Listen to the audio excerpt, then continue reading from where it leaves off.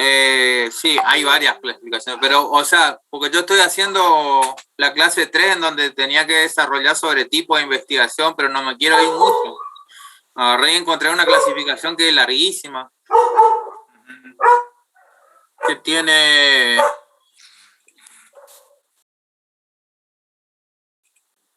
teórica, aplicada, descriptiva, explicativa. Claro, depende, sí, la podés encarar a diferentes Experimental, aspectos. no experimental, sí. Pero voy sacando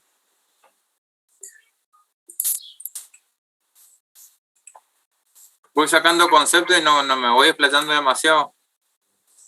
Ujú.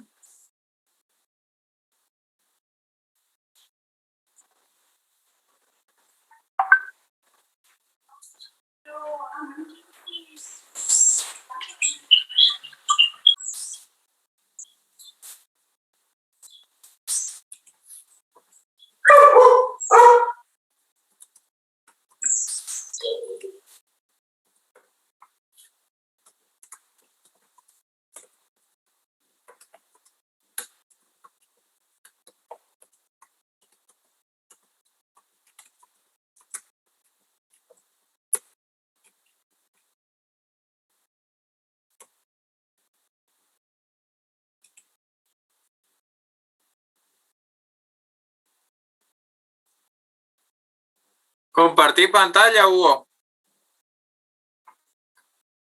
¿De qué, Javier? Del Excel para mirar un poquito. ¿Miramos eso primero? Sí, miramos eso primero. Bueno, le voy a mostrar el enunciado. Entraron, son todos unos falsos de miércoles, porque entraron a mirar parcial nomás. Pero bueno. Le voy a mostrar el enunciado práctico. Está viendo el enunciado práctico, ¿no? Sí.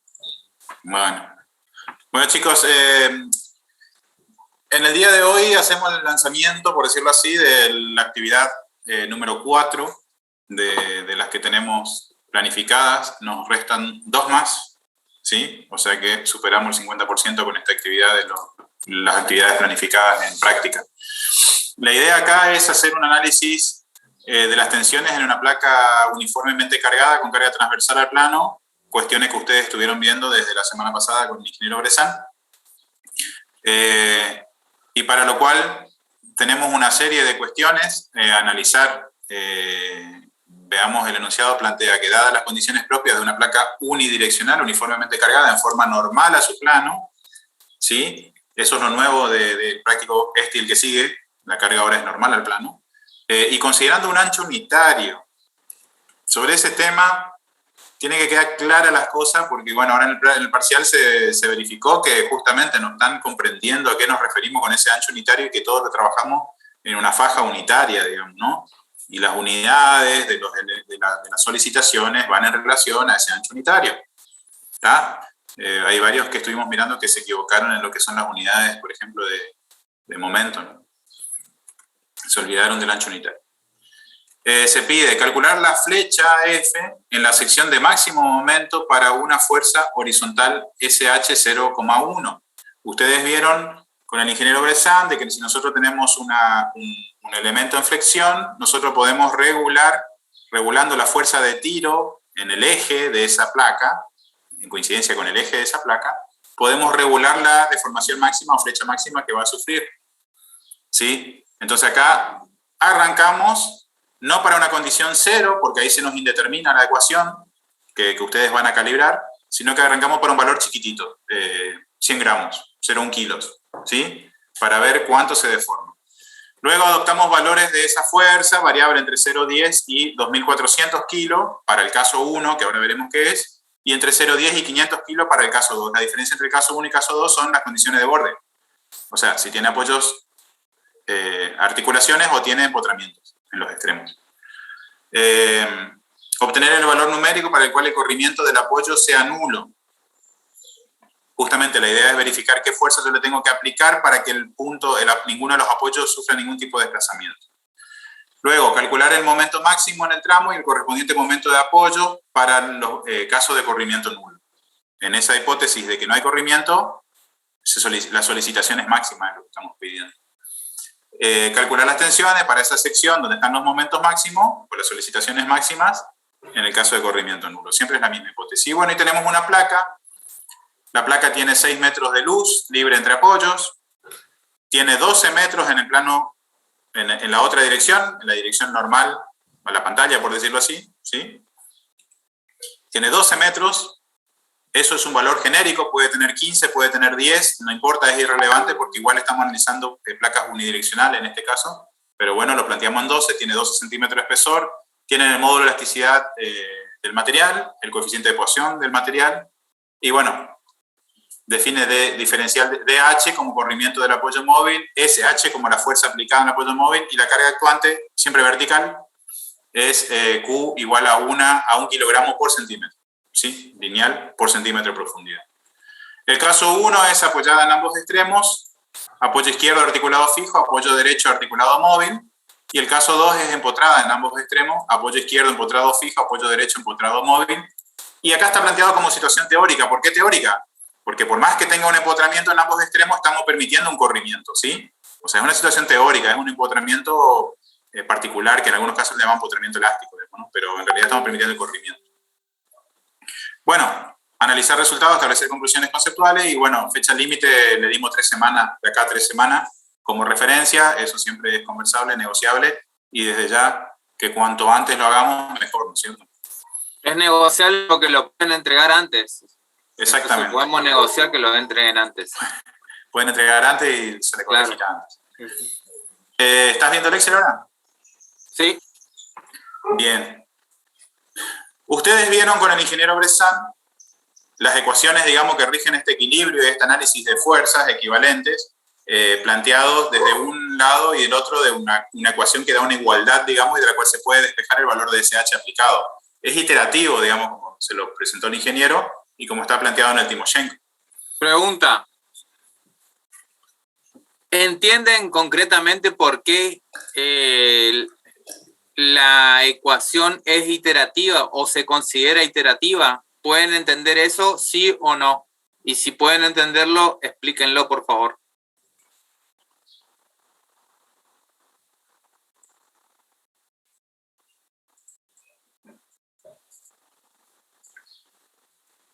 Clase. Quizás porque no se pueda despejar el valor de SH, entonces tenemos que ir tanteando, por así decirlo. Está bien, como apreciación inicial está bien, pero hay una variable que se repite a ambos lados de la igualdad. ¿Sí?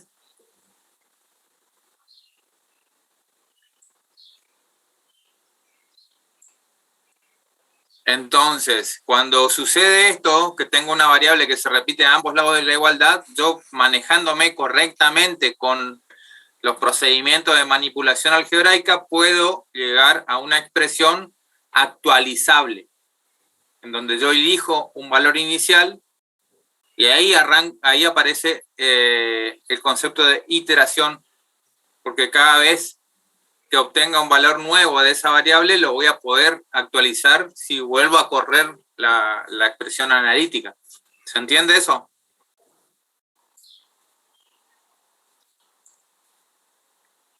Sí, sí. Entonces, ¿cuál es el valor actualizable en este caso?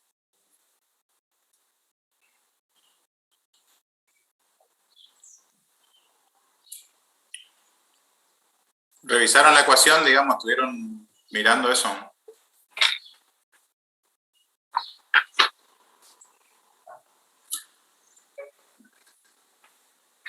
No le voy a dar la nota al parcial si no responden las preguntas que le hacemos. Así voy a entrar en tono amenazante. Extorsivo. Me propuse obligarlos a que charlen. Opinen, gente. La carga distribuida para mí es la que se va variando. La carga distribuida. ¿Y por qué la carga distribuida?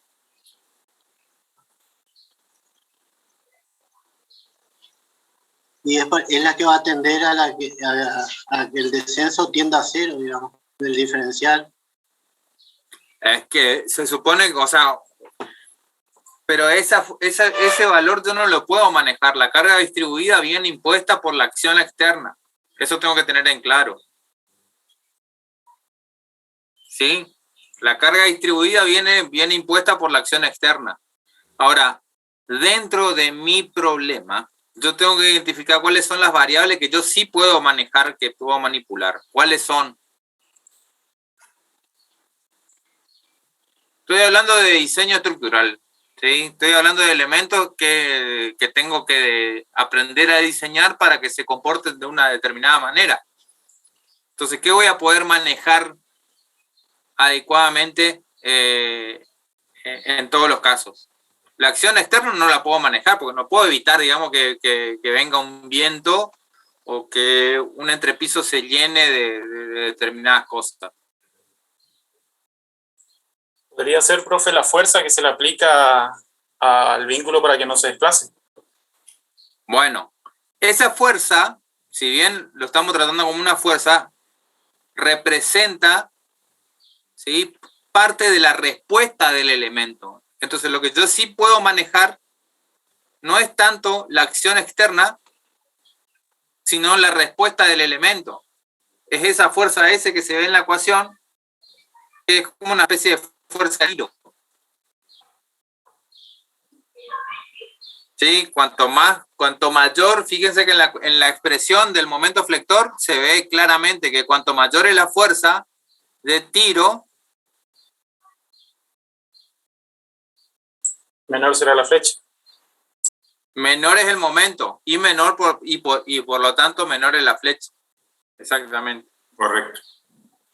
Entonces, de alguna manera, ¿qué estoy manipulando en ese caso? La condición de vínculo. Porque yo estoy estableciendo, a partir de un valor numérico que está representado por la fuerza de tiro, ¿sí?, qué grado de restricción al giro tiene esa condición de borde que yo le impuse. Y eso sí puedo manejar. ¿Sí? Imagínense que esto que estamos representando numéricamente acá es una viga metálica. ¿Está? Entonces, lo que te expresa este análisis o esta descripción analítica del problema es que no es lo mismo, ¿sí?, si yo amarro esa viga metálica en los extremos, ¿sí?, con un bulón o con un conjunto de bulones, ¿sí?, o con cordones soldados. ¿Ah? Numéricamente, estas tres formas de amarrar la viga en los extremos que mencioné recién, digamos, se van a traducir a un valor distinto de S. ¿Se comprende eso? ¿Clase? Sí, sí, profe, se entiende. Cuanto más amarrado esté, más fuerza va a ser, más grande va a ser el S. Exactamente. Yo, de alguna manera, sí, que lo voy a descubrir ahora cuando lo van a descubrir cuando vayan haciendo el práctico, voy incrementando esa fuerza de tiro. Y como efecto transitivo, ¿sí?, logro una disminución en la flecha. ¿Sí? Entonces, no es tan importante aprenderse de memoria el desarrollo matemático de esto, pero sí entender qué estoy haciendo en cada caso. ¿Sí? Estos coeficientes, por ejemplo, C1 y C2 que aparecen ahí, ¿por qué aparecen?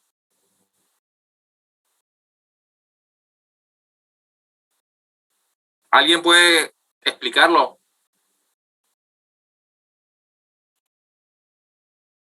¿O alguien se puso a pensar, digamos, por qué hay constantes de integración?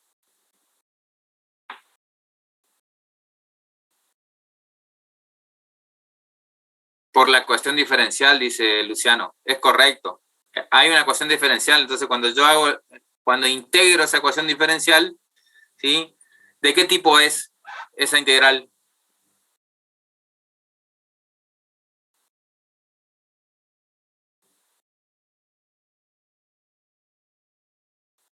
Hugo, vamos a corregir todos los parciales de nuevo.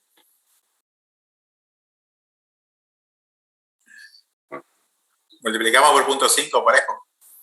No, en realidad si aparece, Luciano, buen intento, Luciano, pero en realidad si no aparecen claramente los extremos de integración, la integral es indefinida. Y generalmente, cuando estamos trabajando con integrales indefinidas, es cuando aparecen esas constantes de integración. ¿Sí? Constantes de integración pues, justamente vienen a reemplazar, digamos, lo que dejan en un vacío o legal, si se quiere, haciendo la analogía, ¿sí? El no tener extremos en la integral. Al no tener extremos es indefinida. Al ser indefinida, sí o sí se tiene que cerrar la parte matemática, digamos, mediante una constante de integración.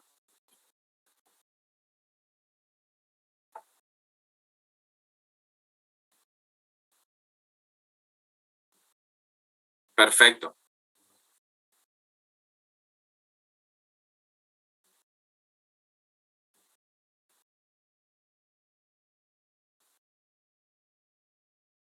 Bien, si evaluaron la ecuación, entonces nosotros tenemos como resultado final el planteo de esta ecuación. ¿Sí? Acá está planteado, digamos, todo el desarrollo. Y la pregunta es, ¿dónde está? ¿Por qué decimos que S aparece en ambos lados? Digamos? Porque acá tenemos S bien visible y del otro lado, ¿dónde está S? ¿Dónde está la fuerza esa que nosotros estamos incorporando en el apoyo? Digamos?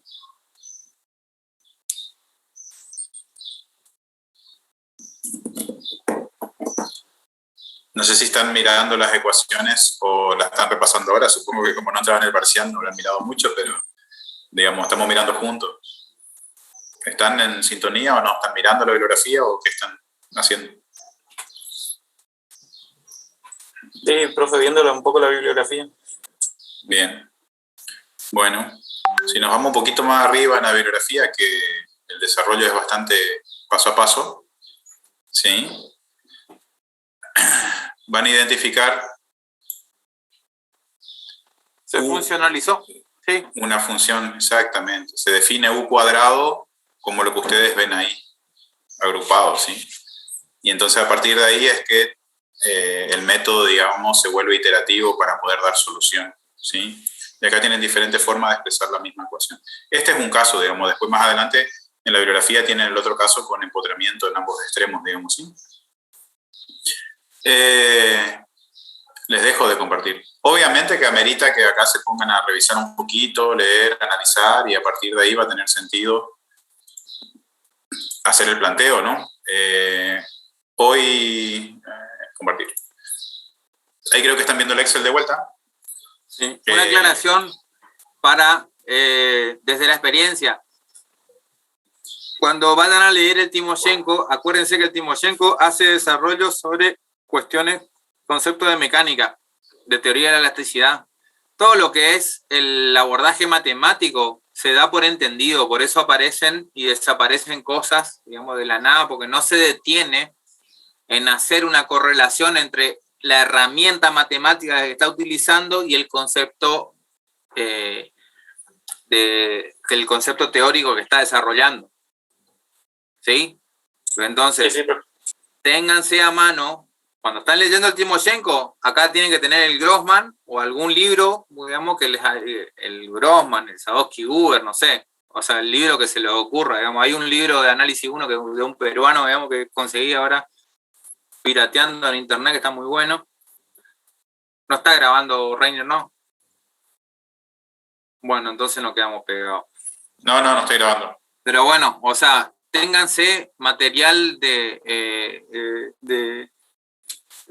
ciencia matemática a mano cuando estén leyendo cualquier libro de elasticidad, de estática, de resistencia a materiales, digamos, porque muchas veces los libros dan por sentado, digamos, toda la parte matemática.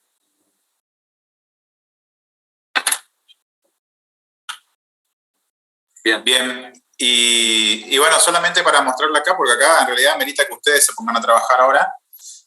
El Excel este es el mismo que le mostró el ingeniero Bressan hace un rato. Una parte le mostró la semana pasada, el viernes, y otra parte le mostró en el día de la fecha. El viernes le mostró para la condición biarticulada o apoyos simples, y hoy le mostró para cuando es bien potrada, ¿sí?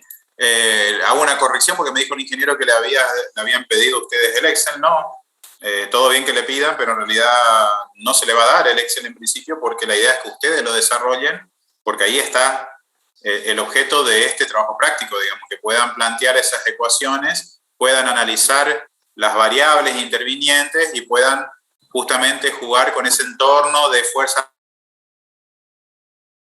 del sistema cuando se cambian esas fuerzas, digamos, no solamente numéricamente, sino que entiendan lo que estamos planteando, como recién lo comentó Iván, digamos, que ya hizo un comentario, digamos, de la relación entre esa fuerza aplicada y la flecha esperada. Bueno, ¿cómo se relaciona eso? Y sería bueno que tomen una variable de análisis, el comparar con lo que ustedes vieron en resistencia de materiales, que sería una viga esbelta, una viga simple, ¿sí? Y para los mismos datos, pero un ancho más definido, ¿qué diferencias tenemos? Digamos? Se van a dar cuenta cómo el efecto de la placa reduce considerablemente la flecha esperada, ¿sí? La flecha resultante en función de esa fuerza esa. Así que la idea es que ustedes desarrollen este Excel, ¿sí?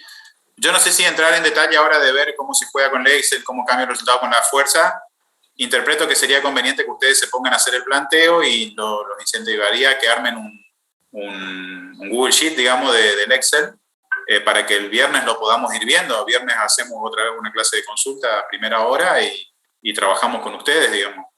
Es la única manera. Y como resultado de que esté calibrada después ese Excel, ustedes van a trabajar con una gráfica que va a mostrar esa variación cuando vamos cambiando lo que le pedimos en el práctico, cuando la fuerza va variando de 0,1 hasta 2500, 2400 para un caso y entre 0,1 y 800 para el otro.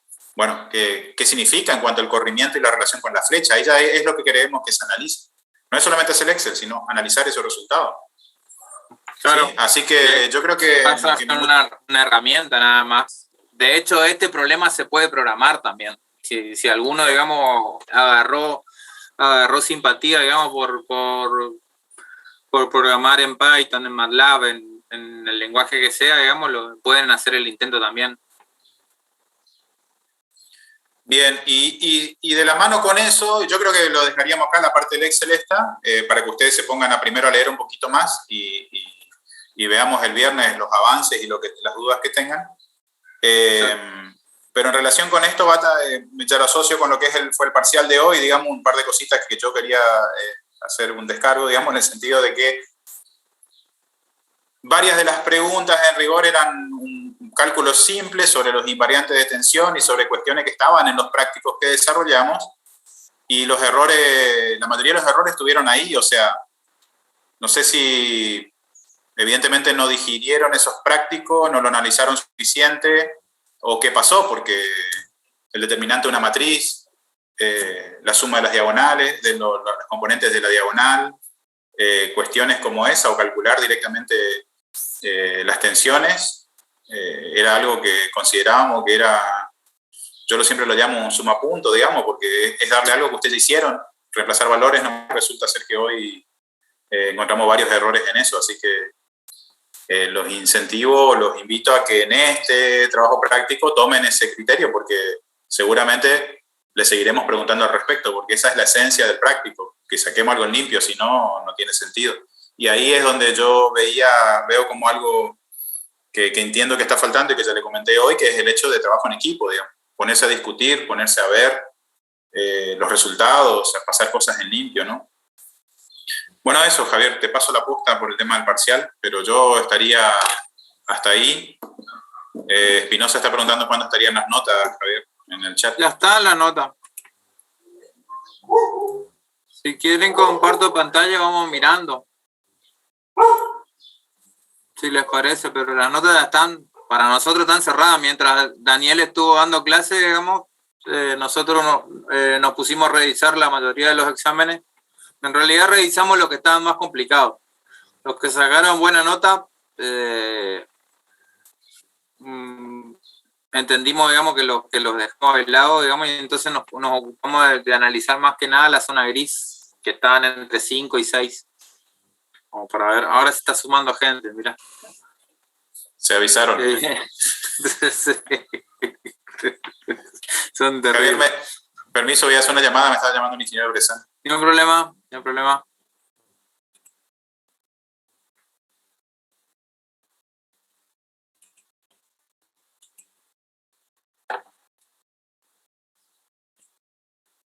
Bueno.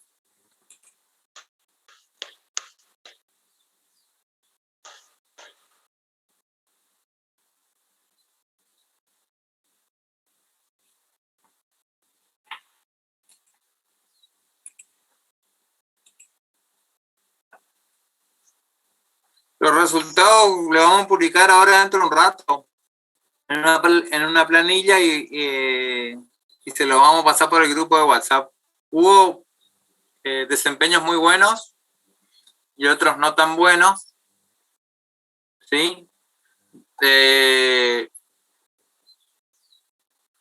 Estuvimos conversando con Hugo el criterio, digamos, que íbamos a tomar con respecto a la aprobación, y uno de los que estábamos manejando es, o sea, opción 1, dar aprobado, digamos, a quien estuviera por encima de esta media, ¿ah?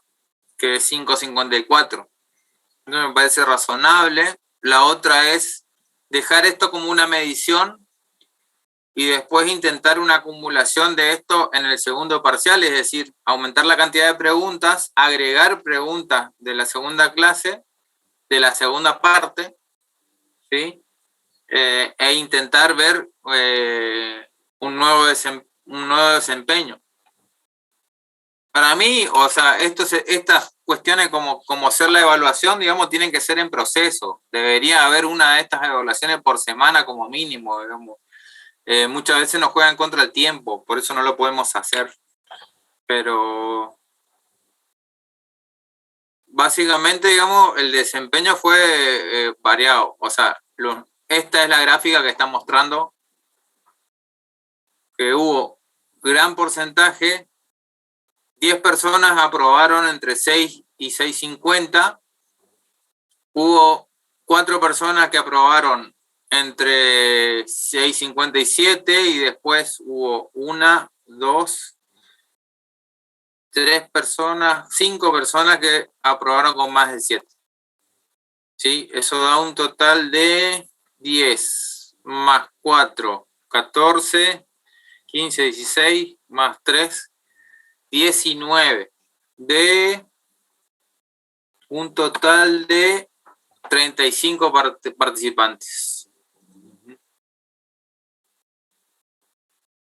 Si tomamos el criterio que habíamos acordado con Hugo, se suman estos 3 participantes, ¿sí? Más estos 3. O sea que más o menos tenemos un poco más de la mitad, digamos, que estuvieron por encima del desempeño promedio.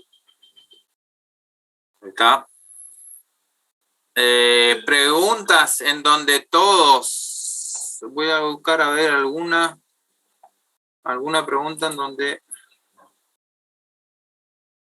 bueno, había que hacer, o sea, aplicar el teorema de Pitágoras 2 veces, o sea, para calcular la tensión en el punto, era fácil de hacerlo.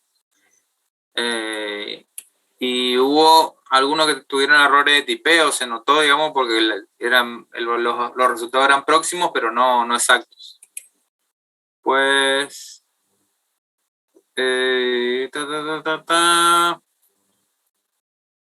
bueno, también se leyeron algunos,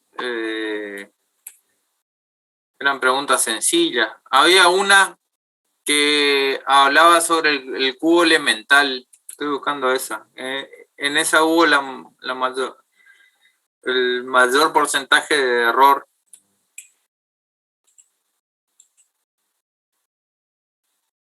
Terminar.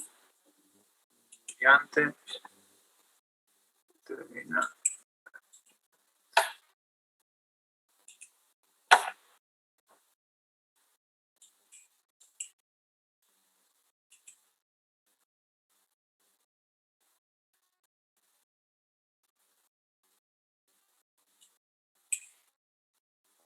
Bueno, acá hay un ejemplo, por ejemplo, del coeficiente de Poisson, ¿quiénes dependen? Del coeficiente de Poisson depende el módulo elástico transversal, el módulo elástico volumétrico y las tensiones generalizadas en un punto, y la mayoría contestó el módulo elástico longitudinal.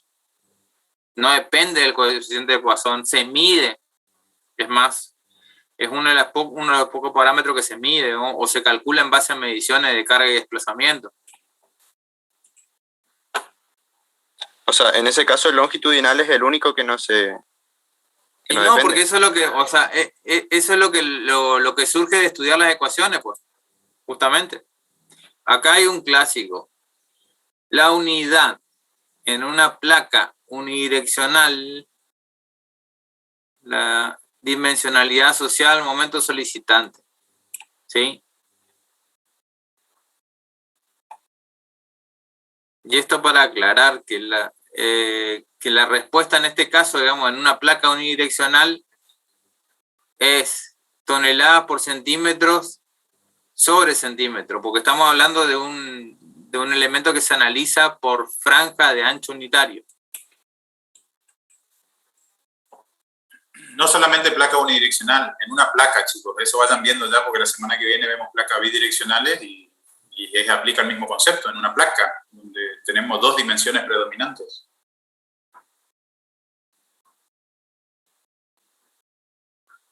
El tensor de tensiones cuenta con invariantes. Esto inclusive lo resolvimos en el práctico 2, ¿sí? Los tres invariantes de un tensor de tensiones son el determinante mayor de la matriz, la suma de la diagonal y la suma de los determinantes menores.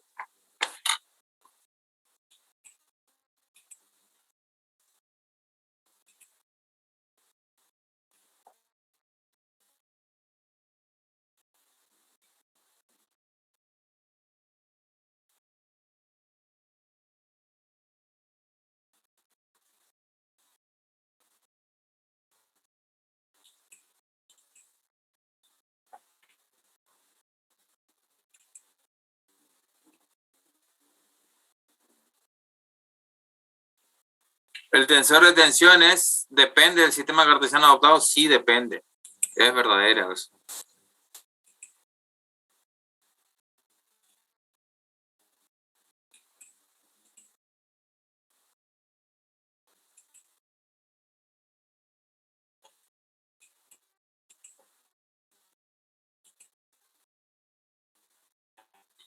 Y la mayoría de los puntos, digamos, que en donde sacaron 0 fue en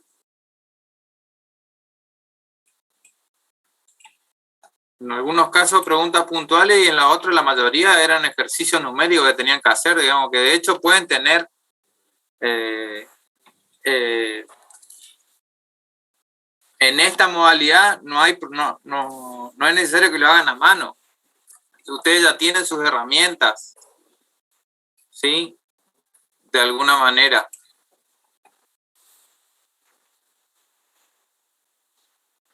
Además en Excel, digo. Disculpe, profesor. Sí. Yo puse ahí la respuesta, recién usted mostró, puse como fracción y me tomó como incorrecta. Sí, nosotros corregimos eso y tomamos como correcta, pero en un 90%, digamos, porque en realidad podrías haber resuelto la fracción, digamos, y no ser tan fiaca. Sí. Sí. Está recalificado. Está recalificado, sí.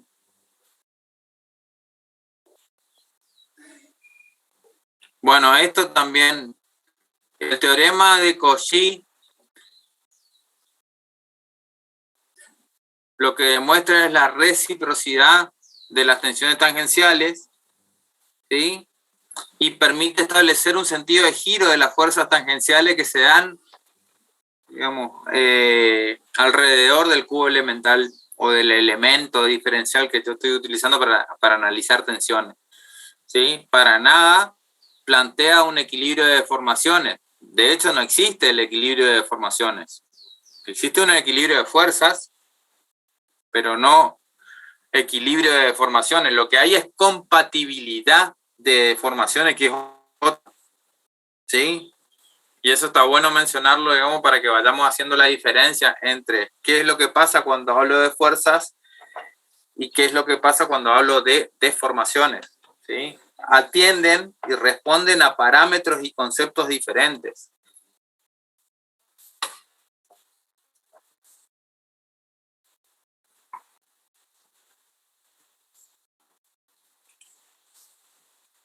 Bueno, no sé qué más ver de esto. La del cubo es la que están preguntando.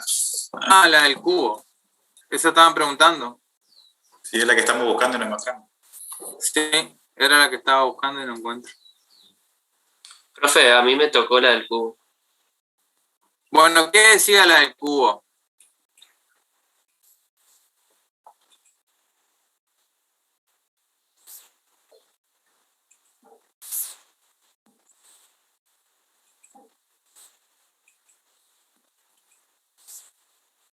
No encuentro la del cubo.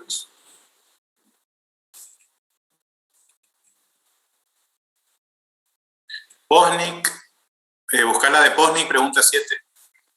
Acá está. Ahí está. ¿Ven bien? ¿Alguien que pueda leer el enunciado? Por favor.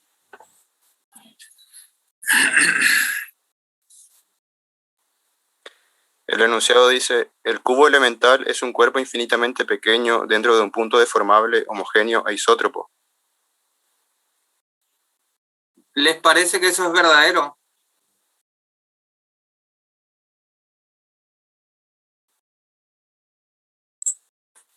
No, no es dentro, es el punto. Y entonces, ¿qué es lo que está invertido ahí en esa oración?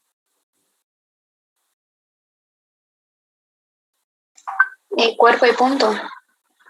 Cuerpo y punto, por supuesto, por eso es falso. El cubo elemental es un punto infinitamente pequeño dentro de un cuerpo que es deformable, homogéneo e isótropo. ¿Ah?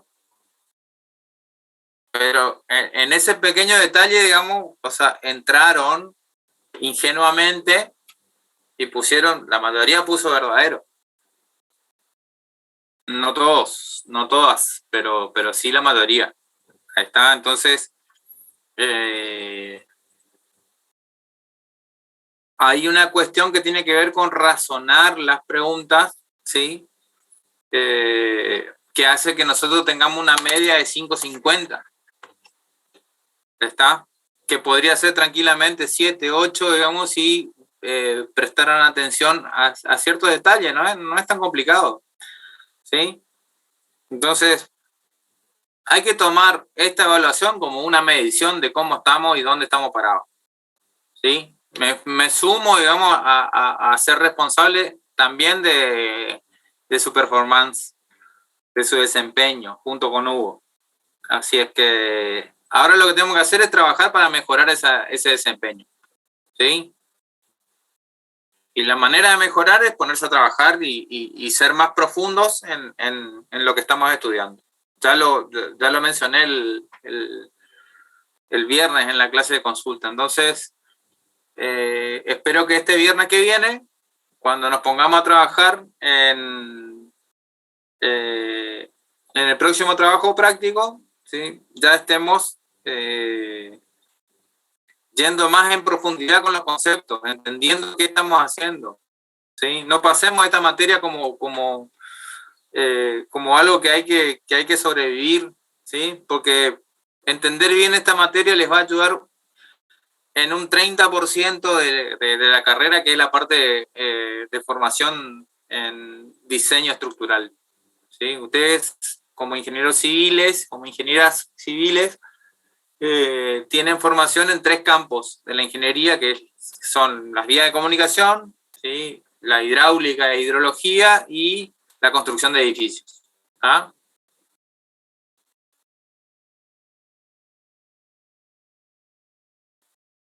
Bien. Ingeniero, yo le quería preguntar, había una consigna que hablaba sobre ordenar los gráficos con las ecuaciones.